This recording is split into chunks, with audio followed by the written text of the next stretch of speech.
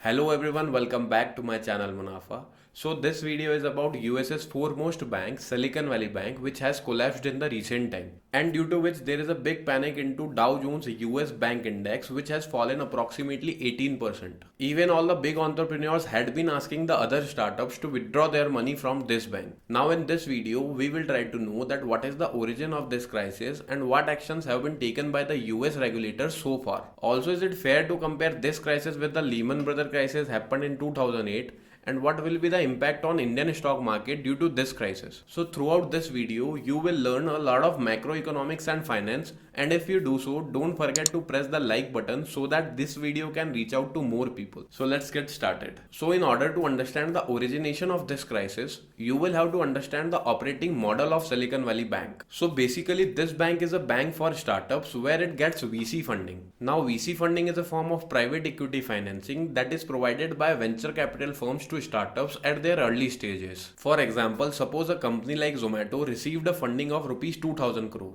Now some of the amount will be consumed by the company in terms of hiring or any other operational activities, and more chunk of that funding will be deposited into a bank. So 50% of US life sciences and tech startups used to keep their money into Silicon Valley Bank.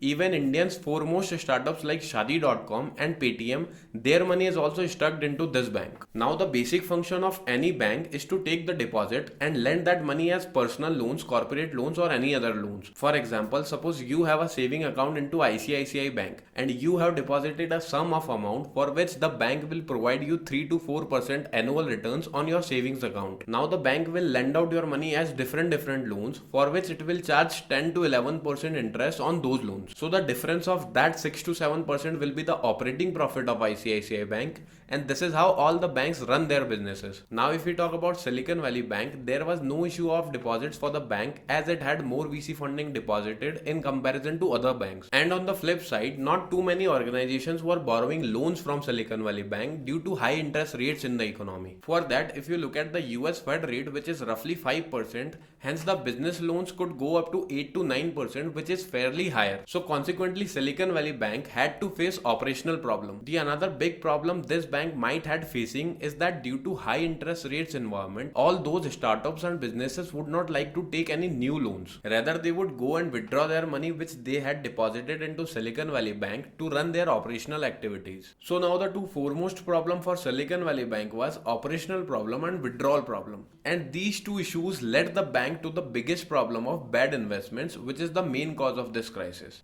And to know more about those bad investments, let me take you to the balance sheet of Silicon Valley Bank, where you can see a term held to maturity securities. And you will also notice that the total quantum of these held to maturity securities is roughly $91 billion. Now if you look at this particular sentence, you would notice that they have written a fair value of $76 billion, which means there is a loss of $15 billion on these securities. Now what is the meaning of held to maturity securities? So held to maturity security is a bond, which means it is a promise made between two parties, like fixed deposit, which is a type of a bond where you deposit your money and the bank promises you to give 6 to 7% annual return if you deposit that amount for 1 year or 2 years. So that is the contract between you and the bank. And held to maturity securities are also like that. Now banks like Silicon Valley Bank, which had an excess amount of deposits, will try to invest that amount into these kind of safe instrument like HTM, where they buy these securities at a discount which will later get matured at their face value. For example, the bank will buy the HTM securities at $90, and after 20 or 30 years the HTM securities will get matured at $100 or $110 depending on the contract. Now held to maturity securities has one more function, that if Silicon Valley Bank needs to sell those securities before its maturity date, it can go in the secondary market like stock market and sell those securities at its existing price. But the problem is that the existing price of a bond will go down if the interest rates are high, or in the other words, if the US Fed or RBI increases the repo rate, the price of the bond of that particular country will also go down. Also, with the rise in bond yield, which you can see in this chart for US government bond yield, which went up from 1% to 4%. So along with the rise in the bond yield, the bond price will go down. Now if you compare the notional loss of $15 billion with the total equity of Silicon Valley Bank, you will notice that the total equity of the company is approximately $16 billion, which is almost equal to the loss that this bank has made in the HTM securities. Now apart from this, if there there is any additional default take place in the bank would likely to collapse. Hence, due to bad balance sheet by the Silicon Valley Bank throughout the time, all the prominent VC investors created a panic between startups to withdraw their money before the bank collapses. And because of high withdrawal requests from those startups and businesses for multiple reasons, the Silicon Valley Bank had to sell those held to maturity securities at higher losses before its maturity date. Now if you look at this chart, it shows the unrealized loss in HTM securities for other US banks like JP Morgan or Morgan Stanley. The blue line is for HTM securities, and you will notice that all other banks are also sitting at unrealized losses of roughly $600 billion, which is definitely a large figure. But this loss is unrealized, which means it is not a loss for those banks who don't have to sell their securities at current price, and they will receive their profits if they hold their securities till the maturity date. So currently those banks are not facing any liquidity issue. But for Silicon Valley Bank, it had no other options but to sell those securities in big losses. And this was the reason why Silicon Valley Bank collapsed. Later on, the regulators stepped into this matter to figure out how to return money to the Silicon Valley Bank's depositors. And the update was that the Silicon Valley Bank has been acquired by HSBC Bank at a price of £1. Now HSBC Bank is the world's foremost bank with a strong balance sheet, and it bought Silicon Valley Bank at only £1 because it was already a defunct bank. Hence HSBC Bank is not only acquiring the Silicon Valley Bank at such a low price,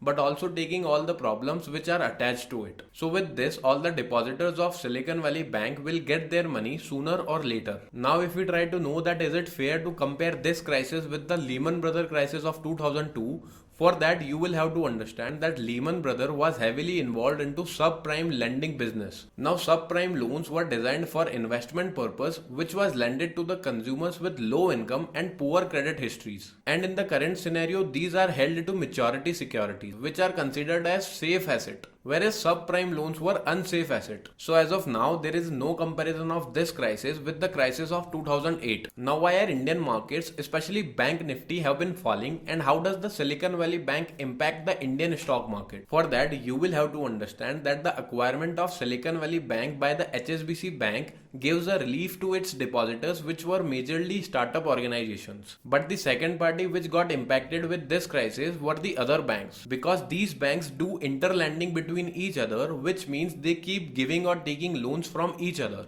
Now due to the reason of Silicon Valley Bank crisis, all the other banks, especially regional banks which are smaller, will become vulnerable as they have more liquidity oriented concern, and they will think that a big bank has collapsed due to liquidity concern, so we must become more conservative and not lending too much money as per the current scenario. And with this, there might be a slowdown in the credit flow for the next 1 or 2 quarters, and this is why the share prices of these regional banks have been falling quite aggressively. Now the American economy is more dependent on small and mid-sized businesses, and when these small and mid-sized businesses will not be able to get adequate loan from regional banks, it will not only slow down the American economy but also the world's economy at a big level. And along with this, there can be chances that other banks have invested into Silicon Valley Bank, or even Indian entities may have invested into Silicon Valley Bank, and also it is not confirmed that how long would it take for Indian startups to get their money back which they had deposited into Silicon Valley Bank. So those startups might also meet with some operational problems, and due to these some concerns, all the short-term and mid-term investors are wanting to come out of the market and sitting and waiting for the state of affairs to recover. So I hope you liked this video, and if you did, don't forget to press the like button and also share your views on Silicon Valley Bank crisis in the comment box, and don't forget to subscribe this channel and hit the bell icon to stay updated. I will see you in the next video. Till then, keep learning. See ya.